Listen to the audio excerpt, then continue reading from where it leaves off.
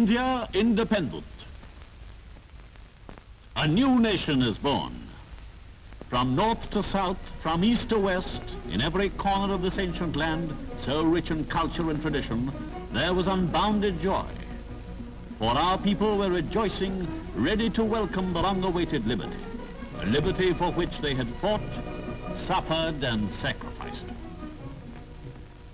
Centuries ago, when the nations of the West were living in darkness, our civilization was in flower, a civilization that has flourished for over 5,000 years. Ours is a rich inheritance.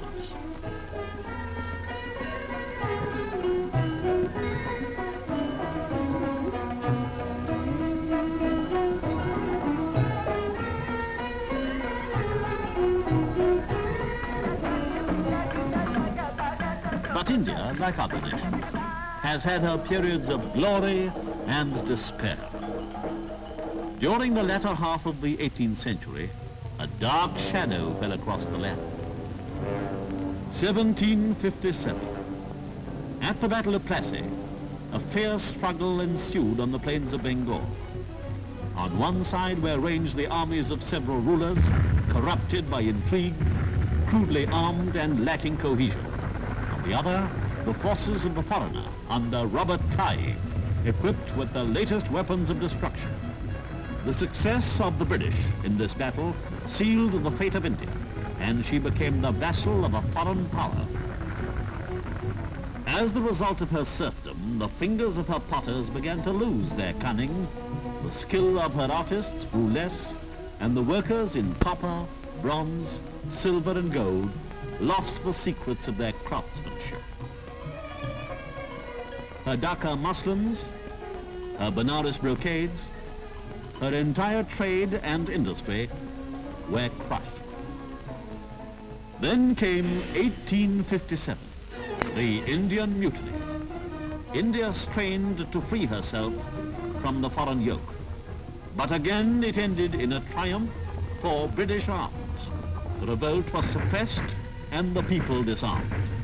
In the years that followed, there was much despair throughout India. But though her body was enchained, her spirit could not be broken. India waited in patience through the dark years for one who would set her free. At last he came, born in 1869. His name, Mohandas Karamchand Gandhi. It was not long before the people recognized in him their leader, and in him were identified the oppressed masses of India. In him were focused the ideals and aspirations of those loyal sons of India who had died in the struggle. Dadabhai Naoroji, Gokhale, Tilak, Lala Lajpat Rai, Pandit Motilal Nehru, Pandit Malviya, Dr. Ansari, C.R. Das, Hakim Ajmal Khan. Gandhiji introduced a new technique into the political arena. Satyagraha, non-cooperation. His shield was truth. His weapon, non-violence. And among those that gathered round the Mahatma are names that have written and are still writing glorious chapters in India's history. Pandit Jawaharlal Nehru, Sardar Vallabhbhai Patel, Babu Rajendra Prasad, Maulana Abul Kalam Azad, Sri Raja Gopalachari, Sarojini Naidu, Kamla Devi Chattopadhyay, Jai Prakash Narayan, Pandit Jawaharlal Nehru with Abdul Ghaffar Khan, affectionately called by the people the Frontier Gandhi. Gandhiji, the apostle of peace, was also a man of action. In 1930, at the head of a vast multitude, he marched to Dandi by the sea and there exhorted his followers to make salt and thus shatter the alien government's monopoly. The rulers used force to overcome the opposition, but the faith of the people in Gandhiji never faltered. They used passive resistance and defied the law. And in the ensuing struggle, many lives were lost. And now the Second World War exploded across the earth. The whole world was embroiled in a titanic struggle between the forces of democracy and fascism.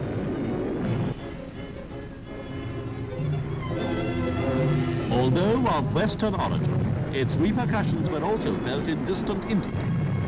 Soon our sons were fighting side by side with the sons of Britain.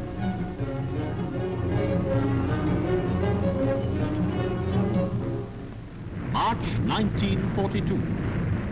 Britain, in order to obtain India's cooperation in the war, sent out Sir Stafford Cripps to negotiate with our leaders.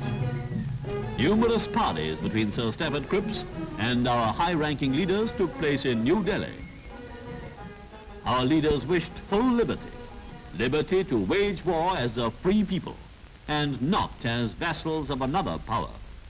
But Mr. Churchill, the leader of Britain's war cabinet, was utterly opposed to this demand. He said, "We will under no circumstances agree to the liquidation of the British Empire." Indian leaders, in order not to fail the nation, made desperate efforts to come to some understanding with the British that might satisfy both sides.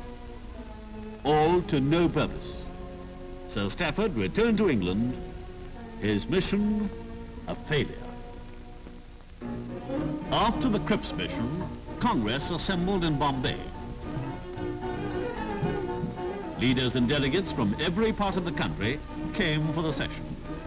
The air was charged with emotion and excitement. The leaders were faced with a dilemma. All were against the fascist powers and their brutal aims to enslave the world. Sympathy was with the Allies, to help them in the war with every resource at our command. And the leaders put the question to Britain, how can we fight for freedom when we have no freedom ourselves? But Britain refused to answer. And then Gandhiji gave the nation the two magic words, quit India. He told Britain, we will fight the war against fascism as an equal partner of the Allies. In reply, the Conservative Party, then in power in Britain, clamped all the Indian leaders into jail. At this time, there appeared on the horizon in Southeast Asia, Subhash Chandra Bose, a loyal son of India. Force will be met with force, he said, and raised an army of courageous men from loyal Indians captured by the Japanese. Bose's aim was to use this, the Azad Hind Army, only to make the British give India her freedom. Meanwhile, India's regular fighting forces had won the praise of the world as second to none. These sons of our motherland were courageous in battle and chivalrous to the conquered. Their valorous deeds hastened the approach of liberty in our land. As the fascist hordes were battered into submission, freedom was in the making for our peoples. The new Labour government that came into power in Britain, as a first gesture, released our imprisoned leaders, and the nation rejoiced. Britain now sent out the cabinet mission headed by Lord Pethick Lawrence, a genuine lover of freedom. Among the cabinet mission were Sir Stafford Cripps and Mr. A.B. Alexander. On arrival at Delhi, negotiations were immediately started with our leaders. These were anxious days for India. The nation lived through hopes and fears. The discussions ended. They were a success. But unfortunately, the country was to be divided. We were to emerge from our 200 years of bondage as two nations, India and Pakistan. It is the night of August the 14th, 1947. The auspicious moment is on its way. In every house throughout the land, the lamps of good fortune are lighted to illumine the path to freedom. Large numbers have foregathered in every Congress house. And in New Delhi, the Constituent Assembly is in session. Babu Rajendra Prasad, the President of the Constituent Assembly, during his speech, had this to say: I want, on behalf of this Assembly, to assure all the countries of the world that we wish to be friends with them. We hold no enmity against anyone. While Pandit Jawaharlal Nehru said,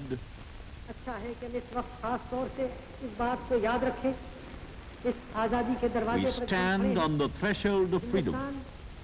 I want to assure everyone that India is a country for all. It does not belong to any special community or religion. It belongs to all.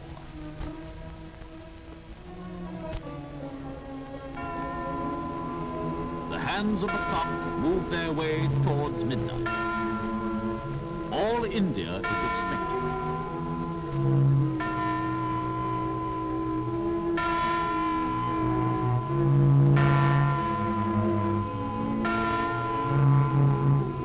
Priests throughout the country chant prayers and invoke God's blessings for the newborn nation.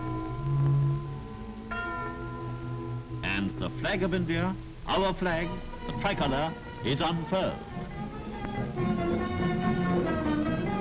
The Constituent Assembly rises and stands in silence for 2 minutes in homage to those who gave their lives to win freedom. Jai Hind! Victory to India!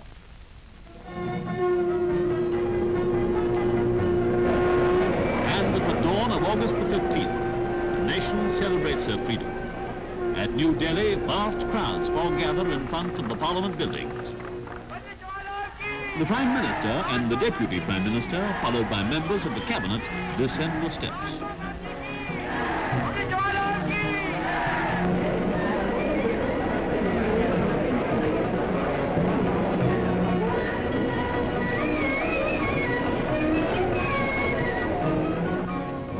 At Government House, in the historic Darbar Hall, Lord Mountbatten is sworn in as India's first Governor-General. Then the Prime Minister and members of the Cabinet are sworn in. The new Governor-General and his lady drive in state to the Constituent Assembly.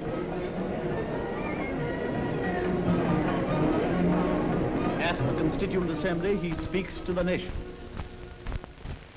I have a message from His Majesty the King to deliver to you today. This is His Majesty's message. On this historic day, when India takes her place as a free and independent dominion in the British Commonwealth of Nations, I send you all my greetings and heartfelt wishes. Freedom-loving people everywhere will wish to share in your celebrations. At this historic moment, let us not forget all that India owes to Mahatma Gandhi.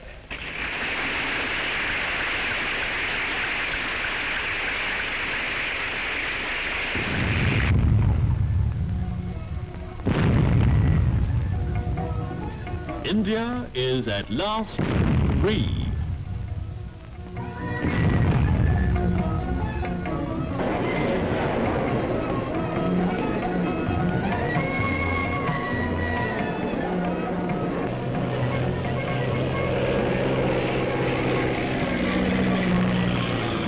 India's services were not forgotten, for they also played a prominent part in the day's rejoicings. Look at this crowd. It watches the national flag flying from the ramparts of the famous Red Fort at Delhi. In Bombay, the day celebrations commence at Gwalior Tank Maidan. It is the same story everywhere. Vast and jubilant crowds.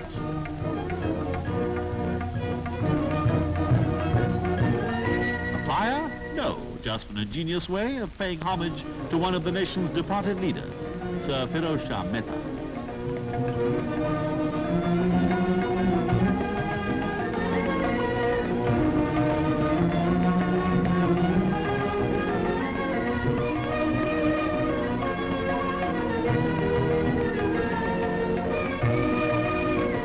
Premier follows an old Indian custom. He plants a tree, a symbol of India's future prosperity. Another highlight of the day was the Freedom Procession, with young India this time in the lead. India is a secular state, and these Muslim volunteers are Indians first and last. India's womanhood, so patient in adversity and who suffered in our struggle for freedom, now march with heads held high. Stage and film stars help to entertain the crowds as they pass by. Indeed, it was a picturesque cavalcade, worthy of Bombay. In Calcutta, the largest city in India, there was jubilation, thanksgiving and celebration. Martyrs were remembered. A portrait of Subhash Chandra Bose, a worthy son of India.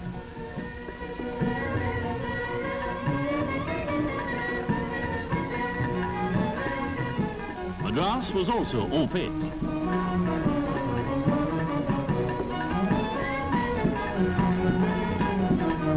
Civilians and service personnel helped to make the day a great success. Liberty and happiness marched hand in hand.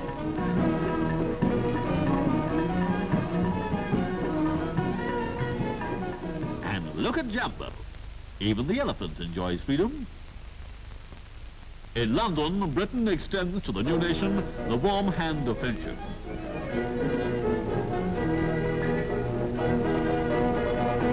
Lord Patrick Lawrence attends a ceremony in honor of Indian freedom. The British were among the most eager to welcome India's independence. Mr. Belodi, India's High Commissioner, spoke to a distinguished gathering at India House. He said, "Today is a great day for us in India. It marks the end of one chapter and the opening of yet another, and let us hope the most glorious chapter in our history. Let us prove worthy of this freedom. Let us dedicate ourselves today faithfully to use this freedom nobly." Singapore, Malaya. It was the same story. Indians gathered in large numbers to celebrate the newfound freedom. At Canberra, Australia's capital, a selected assembly of Australians and Indians gathered at the residence of the High Commissioner of India, Sir Raghunath Paranspe. After a fitting speech by the High Commissioner, the flag was proudly hoisted. Dr. Ebbett, Minister for External Affairs, was also present. Toronto, capital of Canada. Here again, Indian independence was celebrated in an appropriate manner.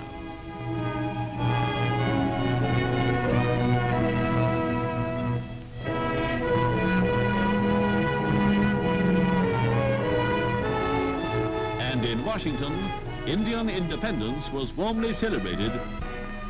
Mr. Asaf Ali, India's ambassador in Washington, presided on the occasion of the flag hoisting ceremony.